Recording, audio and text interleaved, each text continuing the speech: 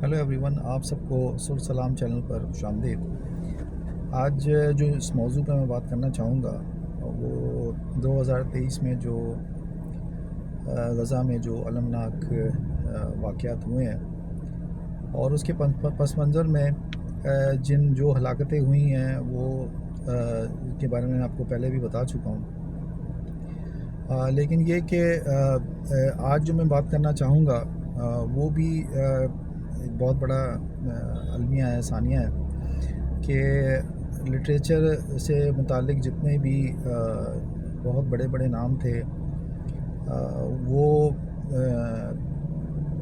اس دنیا میں نہیں رہے اور مسائل کا شکار ہوئے، اور زندگی میں جو اچیومنٹس تھیں ان کی، وہ اسرائیلی اٹیکس جو تھے، ایئر اسٹرائکس جو تھیں، اس میں وہ اپنی زندگی جو ہے وہ ہار گئے۔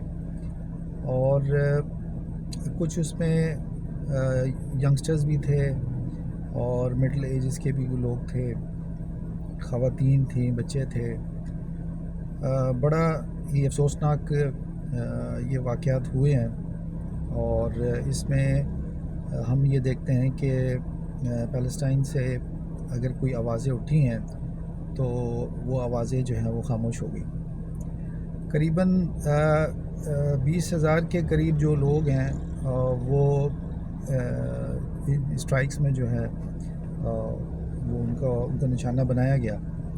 اسرائیل کا ملٹری آپریشن جو ہوا اس میں تقریباً 20,000 کے لگ بھگ جو ہیں وہ لوگ ہلاک ہوئے، اور ان میں ہم یہ دیکھتے ہیں کہ جو پیلسٹائن منسٹری آف کلچر ہے ان کی رپورٹ کے مطابق تقریباً 28 کے قریب آرٹسٹ، انٹلیکچوئلز اور لکھاری جو ہیں وہ ہلاک ہو چکے ہیں، جو کہ زیادہ تر ایئر اسٹرائک کی وجہ سے ایسا ہوا کہ ان کو نشانہ بنایا گیا۔ کہیں ٹارگیٹڈ بھی ہمیں نظر آتا ہے کہ ان کو ٹارگیٹڈ نشانہ بنایا گیا، اور کہیں ہم یہ دیکھ رہے ہیں کہ وہ جس کسی نے بھی آواز اٹھائی اسرائیل کے خلاف یا یو ایس ایڈمنسٹریشن کے خلاف، تو اس کو بھی جو ہے وہ دبا دیا گیا۔ یہاں میں چند لوگوں کا ذکر کروں گا کیونکہ سب کا تو میں ذکر نہیں کر پاؤں گا اس بلاگ کے اندر، لیکن چند جو ابھرتی آوازیں تھیں ان میں پہلا نام ہے ہبہ ابو نادا کا۔ یہ 20 اکتوبر کو ایک ایئر اسٹرائک میں جو ہے وہ اس کا انتقال ہوا، اور جنوبی غزہ میں یہ ایئر اسٹرائک تھی۔ ہبہ ابو نادا جو ہے اس کی مشہور کتاب oxygen is not for the dead اس نے لکھی تھی، اور بہت قابل لڑکی تھی۔ اس نے بایو کیمسٹری میں بیچلرز ڈگری کی تھی اسلامک یونیورسٹی غزہ سے، اور الازہر یونیورسٹی سے وہ کلینکل نیوٹریشن میں ماسٹرز اس نے کیا تھا۔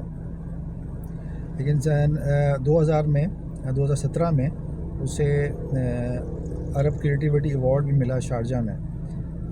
شارجہ کی ایک ایوارڈ جو ہے وہ اس نے حاصل کیا تھا سن 2017 میں۔ بدقسمتی سے اس نے جو آخری نظم لکھی وہ تھی آئی گرانٹ یو ریفیوج، جس کو خدا فخر الدین نے انگریزی میں ٹرانسلیٹ کیا، اور بہت اچھی اس کی رائٹنگز تھی، اور ایک آواز تھی فلسطین کی جس کو دبا دیا گیا، جو اس دنیا میں اب نہیں رہی۔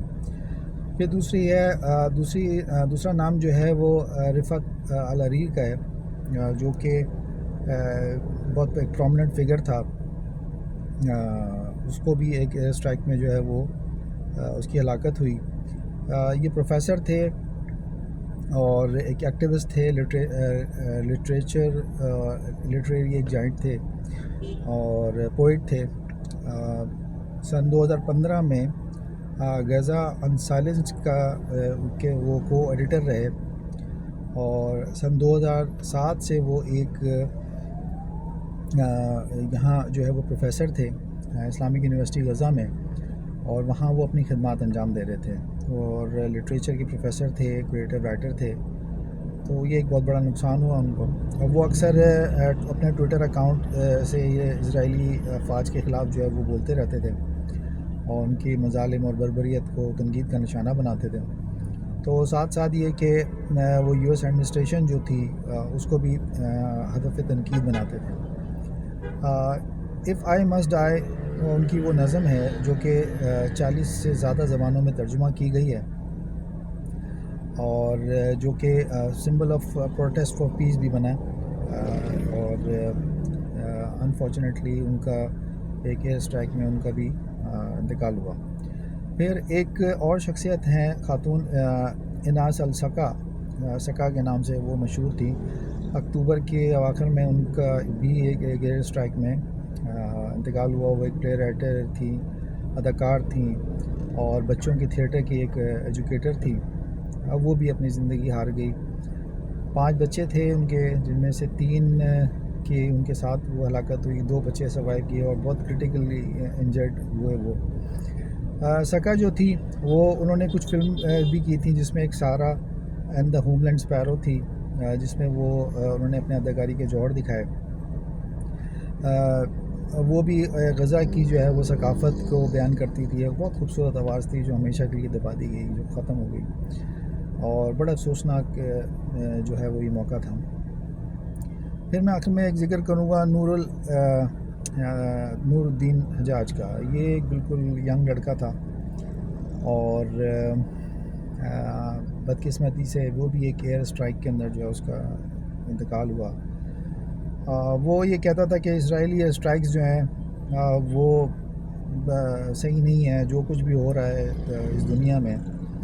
اور وہ اس نے 2 کتابیں بھی اس نے لکھی تھی، wings that do not fly 2021 میں وہ ریلیز ہوئی. پھر اس کے بعد دا گرے ونس 2022 میں اس کی جو ہے وہ کتاب تھی جو بڑا اچھا مشہور اس کا کام تھا.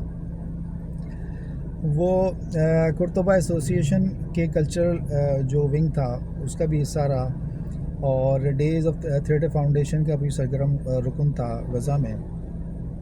اپنے آخری ایام میں اس نے زندگی کی بات کی، اپنے خوابوں کی بات کرتا تھا وہ، اور وہ کہتا تھا کہ یہ سرحدوں کی پابندیاں جو ہیں وہ نہیں ہونی چاہیے اور انسانوں کو جو ہے وہ ایک دوسرے سے ملنا چاہیے، ایک دوسرے سے جو ہے وہ اپنی خواہشات کا اظہار کرنا چاہیے، ایک دوسرے سے مل جل کے رہنا چاہیے. اور بڑا کریٹیو قسم کا وہ لڑکا تھا حجاج، لیکن وہ بھی بدقسمتی سے اس ایئر اسٹرائک کے اندر جو اس کا انتقال ہوا.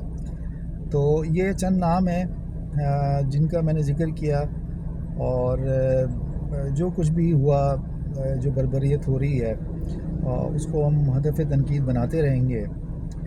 اور میں یہ سمجھتا ہوں کہ ان لوگوں کو بھی ہم نام کو یاد کر کے ہم اسرائیلی بربریت کو جو ہے وہ جس طرح وہ شکار بنا رہا ہے، ان سب کی جو ہے وہ بات جو ان کی جو نقوش ہیں وہ ہم سب کے دلوں پر نقش ہیں اور جنہیں بلایا نہیں جا سکتا.